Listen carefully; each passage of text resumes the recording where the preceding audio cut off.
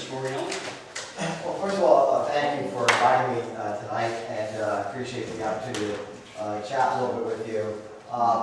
Essentially what I'm doing, and the reason why you received some correspondence from me earlier in the summer, is that we have had a very good year last year on our drug forfeiture fund. And over the years, I get to speak with the police, almost on a daily basis, and I know in West Easton now you have state police coverage, as I recall. But I work with the police, and I don't really get a chance to talk to the municipal officials, the legislative bodies of our county. So it dawned on me this summer that what would be a good thing for me to do is to get out and to talk to people I don't get to talk to that much.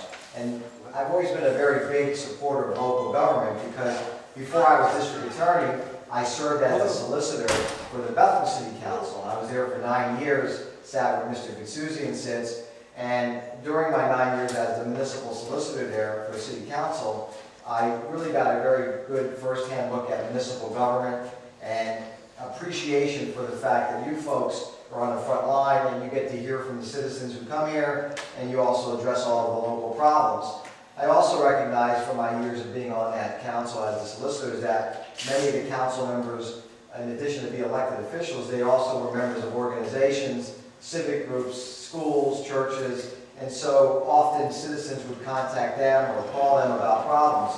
So I thought that it would be useful to me if I got out and not just talk to the police all the time, but to talk to the elected legislative bodies, the folks, no offense to the mayor, but the legislative bodies who have a closer contact with the citizens. And the purpose of getting out was a couple things. One was because we had a good year with our drug forfeiture fund, I wanted to get out to hear directly from you as elected officials what kind of needs you might have in the community that deal related to law enforcement. Now, as I said, right now I believe you have state police coverage in West Easton, and one of the things that I have stayed away from over my years as DA is that I do not intrude upon local government. There are some DAs across Pennsylvania who have large counties such as I do, and they want to come into some of the smaller municipalities and tell them how to run business. I've never done that. I think the years that I've been DA, I don't meddle in local government. I try to stay out of it, actually. That's your job. You know what the needs of West Easton are, not me. And when it comes to police coverage, for example, as in Northampton County, we have regional police departments. We have the Colonial Regional Police Department, and we have Slakeville Regional. And the success of those police departments did not come because we imposed it upon them from the top down. They are successful because they came from the ground up. In those municipalities that had decided that that was a right fix for them, they joined the municipal department, and just recently we had actually got out of the Colonial Regional, and now they have state police coverage again. So these are local decisions. They're not the DA's decision. It's up to you as to what fits and what works for your municipal government. So I would not dream of coming in here and telling you how you should do public safety, but I am interested in hearing from you, to me, how the DA's office can assist you in terms of public safety, what needs you might have. And that does not mean just money for police, because we do give some funds to the state police, but we give most of our money to local police departments. But it also deals with crime prevention and crime education. Because of the year that we had, I'm looking at trying to give back not only to law enforcement, but also to groups that are involved with crime education and prevention. So I've been on a mission this year to energize the communities to consider forming block watch organizations where we could give $500 or $1,000 to groups that want to do community crime watch, to watch their neighborhoods, to report to us directly in the DA's office any problems with drugs. Because in addition to your state police, we also have a drug task force that works county-wide. So if we have a problem, for example, in West Easton, we can do a task force operation in West Easton, and we can close down nuisance bars, we can close down drug houses and things of that nature. But we have to get feedback from the local government. We don't just come in. It's either the police or people like yourselves as elected officials that would have to identify a problem that we would look at. So tonight what I wanted to say was, if you are interested or you have groups, neighborhood groups, or people that want to form them, let happy to help you with that. As you know, years ago, West Easton had police coverage with a contract with the city of Easton, right? That's what we had for many years. We got out of that, and now we're with state police. But it doesn't really matter. That's your call. We're still available to assist no matter what kind of police coverage you so choose here in the borough. We also want to let you know that in a city, in a jurisdiction such as this size, we would come in also and do any type of town hall meeting at some location. We could mail to all your residents and ask them to come to a forum, or we could do education such as, you know, put up a big table like this and put out cocaine and heroin and marijuana and show parents and kids or whatever group that you so wanted us to attend of what these drugs look like. We could do gang awareness seminars. We do bullying. We do domestic violence, sexual assault. We do scams, senior citizen scams, etc. So our office is available, and as I said, although I'm tough on crime, and I believe that violent criminals need to be locked up, I don't believe that any community can flourish if we have homicides and we have sexual predators walking our communities. And we've been tough, you know, we've been very successful in long prison sentences for those violent predators. But on the flip side is that crime prevention and crime education is also something that we feel we must do. And that's why some of the funds that we generate through our drug forfeiture fund is used for that as well. And we try to give back to groups that are interested in crime prevention, education, things of that nature. So last year, because we had a good year, we sort of doubled the amount of funds that came in because we did an aggressive year. Now, most of our drug funds that we get are generated by the large police departments. Bethlehem and Easton do a lot of drug raids, and when they go into a drug raid and they see it open a closet and there's $50,000 cash there, which is all drug profits, because the drug dealers deal in cash, they don't usually write checks or debit cards, they deal in cash, that's what we confiscate. And those funds are then put into our account, and then we take letters. I think Dan wrote us a letter recently, and we evaluate what kind of needs are out there. We look at how much money have we given that jurisdiction in the past, and we try to even it out. Even though West Easton may not necessarily generate revenue for us because you don't have a vice squad or things that, you know, big drug raids here, it doesn't matter. We still want to make sure that we can, as much as we can, try to divvy out funds to the smaller communities across Northampton County as well. So that's my pitch, you know, tonight, was to fill you in a little bit about what we're doing. You know, I'm learning a lot, getting around and talking to the elected officials who are in the legislative end of government. And as I said, I thought this was something I wanted to do this year to get the message out in a personal way. And also I'd asked for some personal mailing addresses or emails, because I'm going to email all of you and also follow up with some written information to you about the DA's office.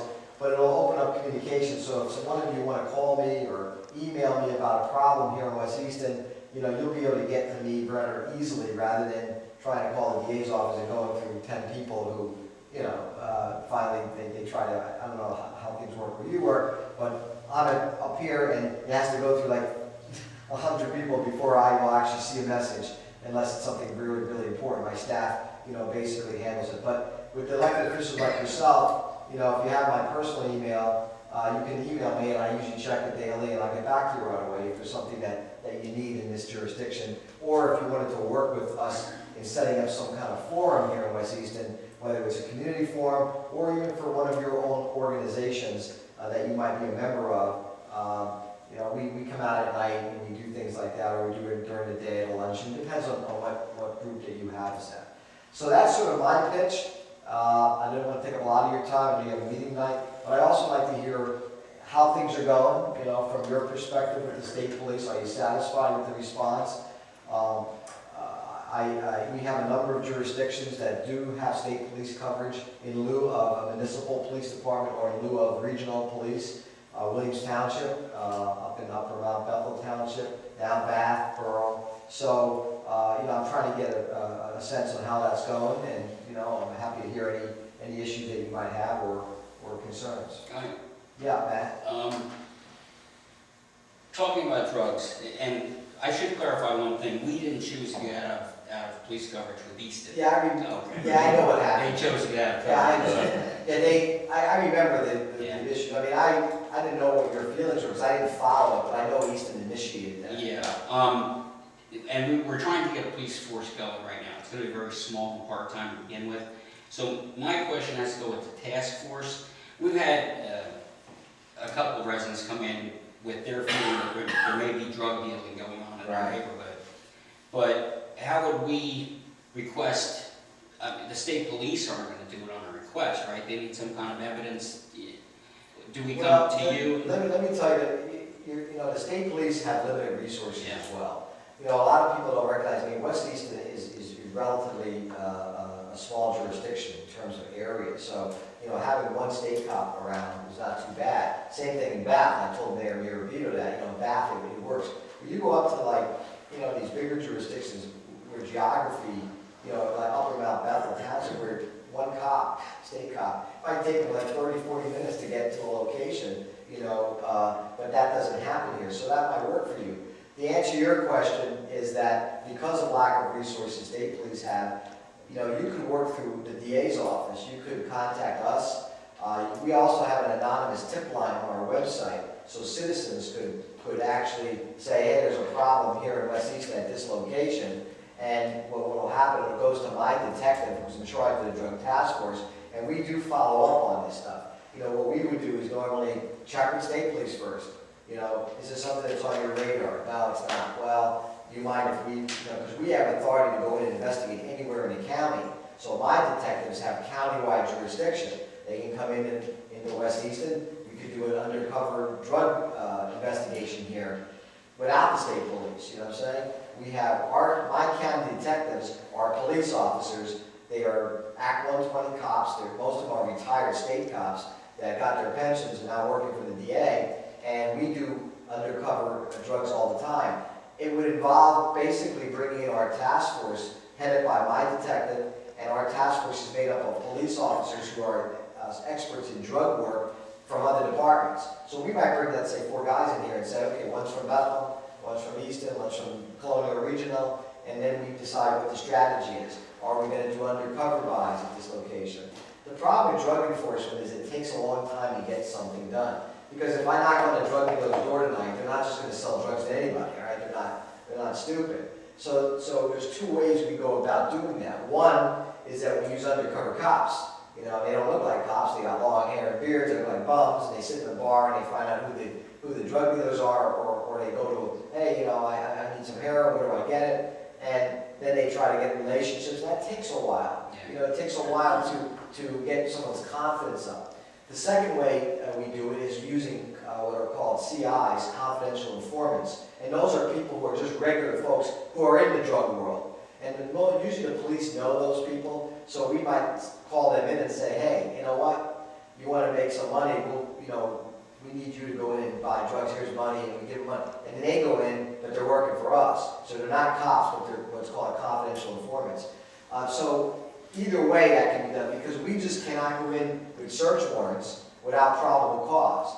So what do? Well, we do a couple of drug deals, buys, it might take a couple months, and then once we have a couple of that, we have enough to get a warrant to go in, and that's when we arrest people and we seize things like computers, money, the drugs themselves. But it takes a while, it takes surveillance. But you know, citizens know, your citizens will know if they see things going on in a house, coming and going with people. And a lot of times we do follow up on that, so we do follow up. So we would initiate the request? You could, and you could come to me, or come to our hotline, in some fashion. You probably know Mr. Guzman. I don't know Mr. Susan. I heard Mr. Morganelli's speech last week. Somewhere else. And Mr. Susan was the assistant DA for many years on my staff, for a few years, and he was excellent, and was a good DA, and he knows the ins and outs of this stuff. And I have a great relationship with Steve, so if he ever called me with something, we would definitely, respond to it and try to see what the problem is that we could address. Okay. And I just have one from our council president that wasn't here. He wanted to know if you could help with enforcing local ordinance such as illegal parking, or give us a referral to an agency that could. We don't do parking. Well, neither does the state police apparently. We're just trying to find somebody. That's a problem. Parking is a very unique and different field. In some cities, as you know, for example, like even in Easton, they have the parking authority. which the trend is, that this is a small jurisdiction, so it's a little different, but the trend is to get the police out of the parking ticket business. In Bethlehem, we have the parking authority. In Easton, we have the parking authority. In big cities, the police don't give out tickets for parking. They have basically parking officers who go do parking enforcement. In some of the smaller areas, yes, it's still the police department, but you don't have a municipal police department that you could direct. So if you're in charge, the mayor or the council, depending on how things work here, you tell the chief, hey, I want you to do parking enforcement.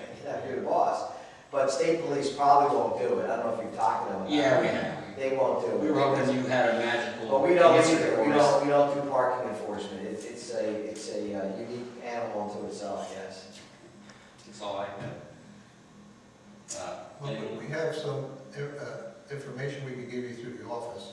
Let's just say we have 3 possible houses that have activity at nighttime, come and go, stop and go, Right. all night long, even during the daytime sometime. And even one house had overdoses, that when the state police went there with an ambulance, they wouldn't let them in the house. So, I mean, that's a house that should be investigated. Well, let me tell you, Dan, how we would do that. Basically is if you or any member here or Steve gave us the addresses and whatever information you have, you know, whatever it is, if you had any dates where something happened there or even without it, the first thing we would do is my detective on the drug task force would first of all consult with the state police to find out what they have in their system for any police response to that location. So we get a handle, because there might be more than you're even aware of, or maybe less, we don't know. And then we would say, okay, we have a conversation with them, you know, what are you guys aware of this thing, what's the problem?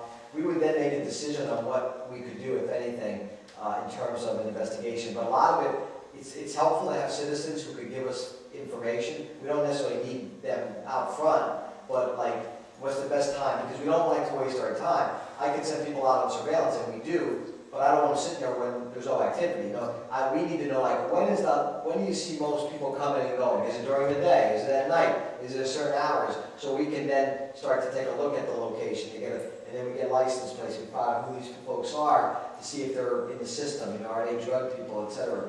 That's why I said drug investigations take a while. But where we start with is with information from either you as elected officials that maybe came to you through your citizens about information, or like you said, if you have a knowledge that there was drug overdoses and there was a problem, we would look at the reports and see what would happen. Who's living there? Is this a rental property? Are these owners? Where are they from? You know, we do background and try to develop a strategy if we believe that it's something that we could cure.